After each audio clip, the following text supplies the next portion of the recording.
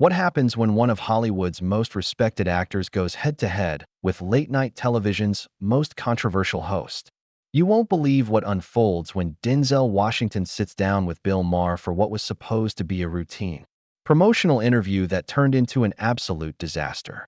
The tension in that studio was so thick you could cut it with a knife, and by the end of the night, one of cinema's greatest legends would storm off the set after delivering a line that left everyone's jaws on the floor. Before we get into this incredible story, make sure you hit that subscribe button and drop a comment below because you're not going to believe what unfolds. Last night's episode started like any other. The audience was buzzing with excitement as Bill Maher introduced his guest with his typical smug confidence. Ladies and gentlemen, please welcome the one and only Denzel Washington. The applause was thunderous as Denzel walked out, impeccably dressed in a charcoal gray suit, flashing that million-dollar smile that has captivated audiences for decades. He settled into the guest chair with the poise and dignity that has made him a Hollywood icon. But something felt different from the very beginning. Maher's opening remarks carried an edge that seemed sharper than usual, his trademark sarcasm. More biting. So Denzel, you're here promoting your new film, but I have to ask, in today's Hollywood, do you ever feel pressure to take on certain types of roles just to stay politically correct? The question hung in the air like a loaded gun, and you could see Denzel's expression shift slightly, his professional smile tightening just a fraction. Bill, I choose my roles based on the story, the character, and what I can bring to it, Denzel responded with measured calm. I don't make decisions based on politics or what's trendy. I make them based on what moves me as an artist. His voice carried that distinctive gravitas that has made him one of the most commanding presences in cinema. But there was something underneath, a warning perhaps, that Maher completely missed. Maher leaned back in his chair with that insufferable grin that his critics know all too well. Come on, Denzel. We both know Hollywood has changed. Everything's about representation now, diversity quotas, making sure every box is checked. Don't tell me that doesn't influence what gets made and who gets cast. The studio audience grew noticeably quieter, sensing the shift in energy. This wasn't the usual promotional softball interview they were expecting. Denzel's jaw tightened almost imperceptibly. For 4 decades, he had navigated Hollywood with grace and dignity, earning respect through sheer talent and professionalism. He had broken barriers, shattered stereotypes, and paved the way for countless others, all while maintaining his integrity. And here was Maher, reducing all of that to quotas and checkboxes. Bill, I think you're oversimplifying a very complex issue, Denzel said, his voice still controlled but with an undertone that suggested the temperature was rising. The industry has evolved, yes, but talent has always been the ultimate currency. But Maher wasn't backing down. If anything, he was doubling down with the kind of provocative commentary that had made him famous and infamous in equal measure. Look, I'm not saying you're not talented. Obviously you are. But let's be honest about what's happening in Hollywood right now. Studios are so afraid of being canceled that they're making decisions based on optics rather than merit. And actors, even great ones like yourself, have to navigate this minefield. The audience was becoming increasingly uncomfortable. This wasn't the light-hearted banter they had come to expect from celebrity interviews. Camera operators were zooming in on Denzel's face, capturing every micro-expression as he processed what was essentially being suggested about his career. His hands, which had been relaxed on the armrests, were now clasped together, knuckles slightly white. Bill, I need you to be very careful about what you're implying here, Denzel said, his voice dropping to that low, dangerous register that moviegoers know precedes an explosion on screen. Are you suggesting that my success, my career, my body of work spanning 4 decades is somehow the result of anything other than hard work, dedication, and talent? The question was delivered with surgical precision, each word carefully chosen and weighted. Maher, either oblivious to the danger he was in or simply too arrogant to care, pressed forward like a man walking into quicksand. I'm not talking about you specifically, Denzel. I'm talking about the industry as a whole. But surely you can acknowledge that things are different now. The Academy Awards, casting decisions, even the stories that get told, it's all influenced by this new woke culture. He said the word woke with particular disdain, as if it left a bad taste in his mouth. The transformation in Denzel was subtle but unmistakable to anyone who knew how to read the signs. His shoulders squared slightly, his breathing became more deliberate, and his eyes took on that steely intensity that had made him perfect for roles as Malcolm X and Alonzo Harris. This was a man who had commanded respect in an industry that didn't always give it freely, who had earned his place through undeniable talent and unwavering principles. Let me tell you something about woke culture, Bill. Denzel began, his voice now carrying the full weight of his authority. I've been woke my entire life. I was woke when I was the only black student in my drama class at Fordham. I was woke when casting directors told me I was too intense for romantic leads. I was woke when I had to prove myself over and over again in an industry that often saw my skin color before my talent. The studio had fallen completely silent, the only sound the low hum of the cameras capturing what was rapidly becoming television history. Omar's smug expression was finally beginning to crack as he realized he had awakened something he wasn't prepared to handle. Denzel, I think you're misunderstanding what I'm trying to say here. He attempted, his voice taking on a placating tone that only served to further inflame the situation.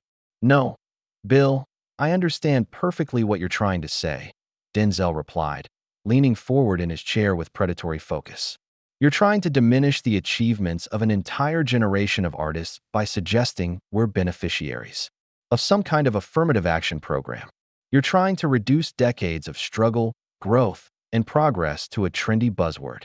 His voice was rising now, the careful control beginning to slip as 40 years of industry frustrations bubbled to the surface. The show's producers were frantically signaling from the wings, unsure whether to cut to commercial or let this train wreck continued to unfold live on television. Maher, for his part, seemed to realize he had stepped into something much bigger than he had anticipated, but his ego wouldn't let him back down. Look, all I'm saying is that Hollywood has always been political, but now it's performatively political. There's a difference between authentic storytelling and virtue signaling. That was the moment everything changed.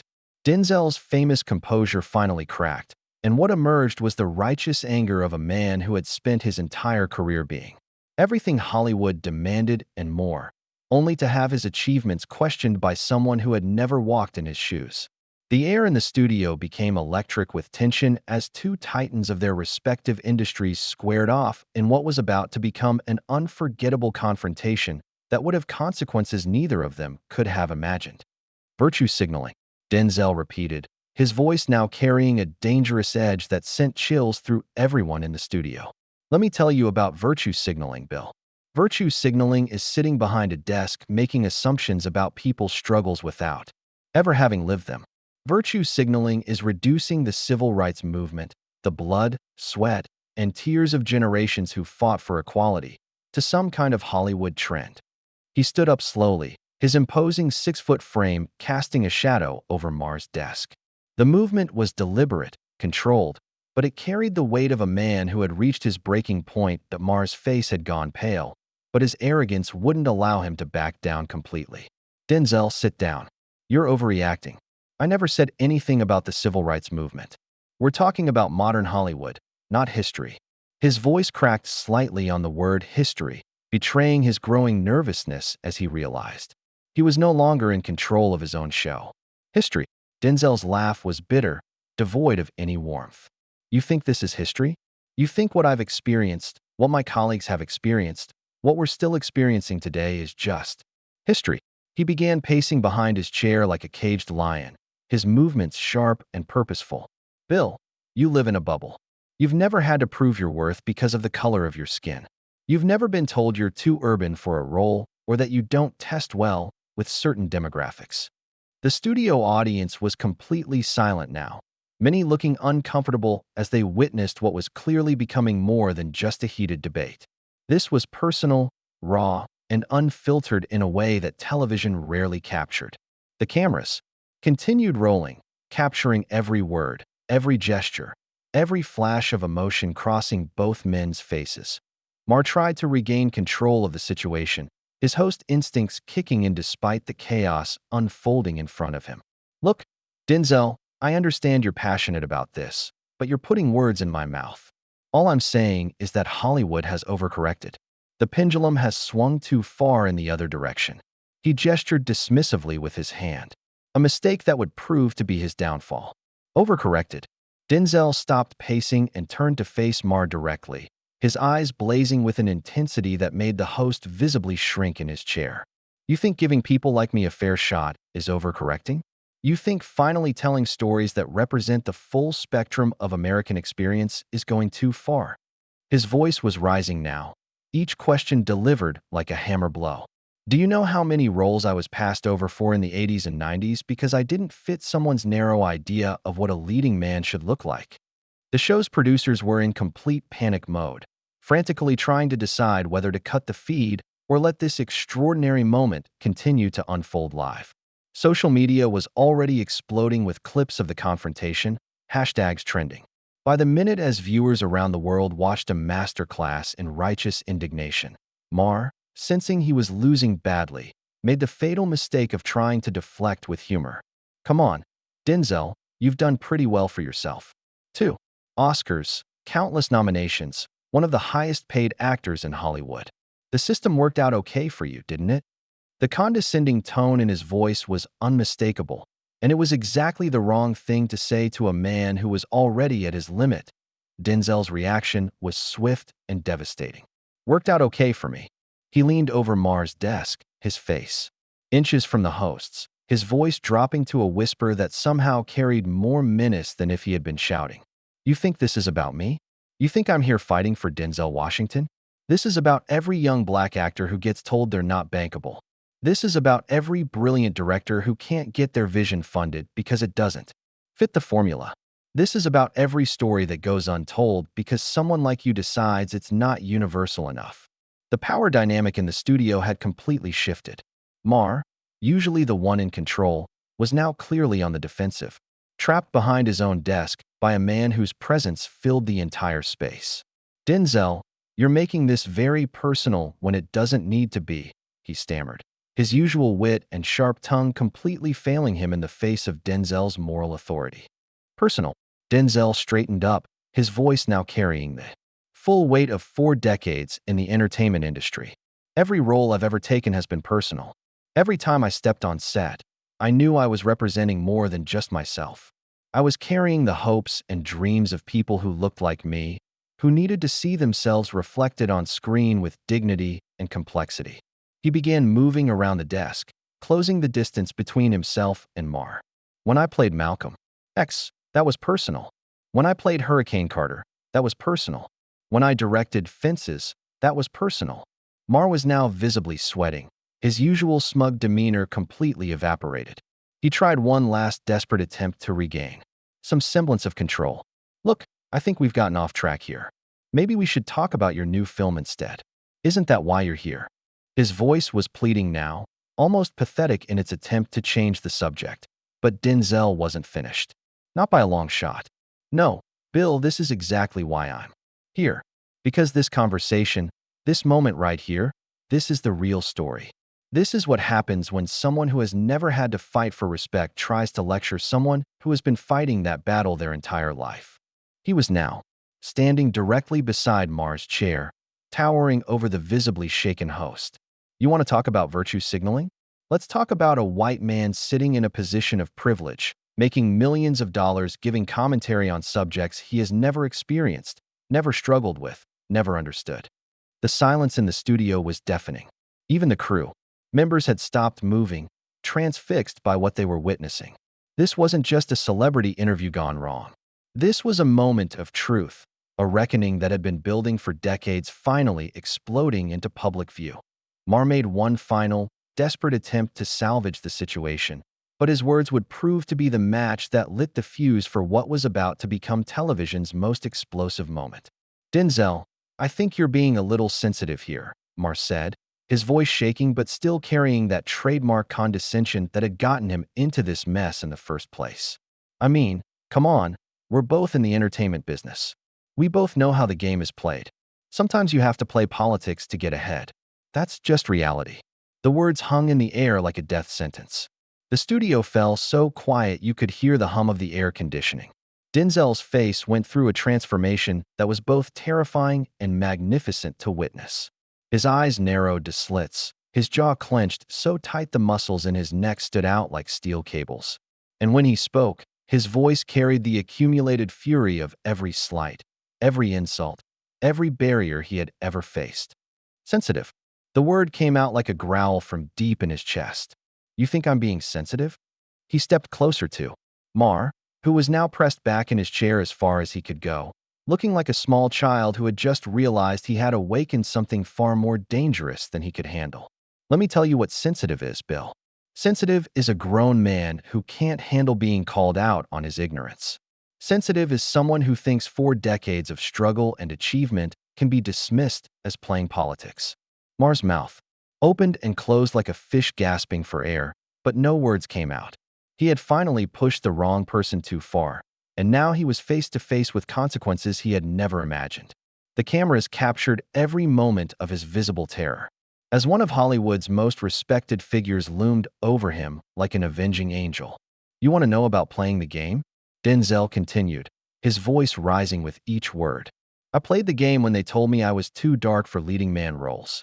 I played the game when they wanted to cast me as the villain because that's what audiences expected. I played the game when studio executives suggested I tone down my performances because they made white audiences uncomfortable.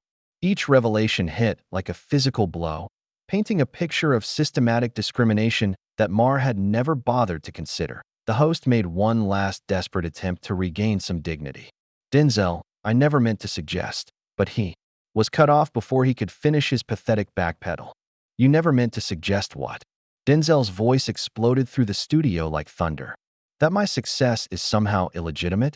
That I'm where I am because of quotas and political correctness rather than talent and hard work? That my Oscars, my decades of critical acclaim, my box office success are all just the result of Hollywood virtue signaling.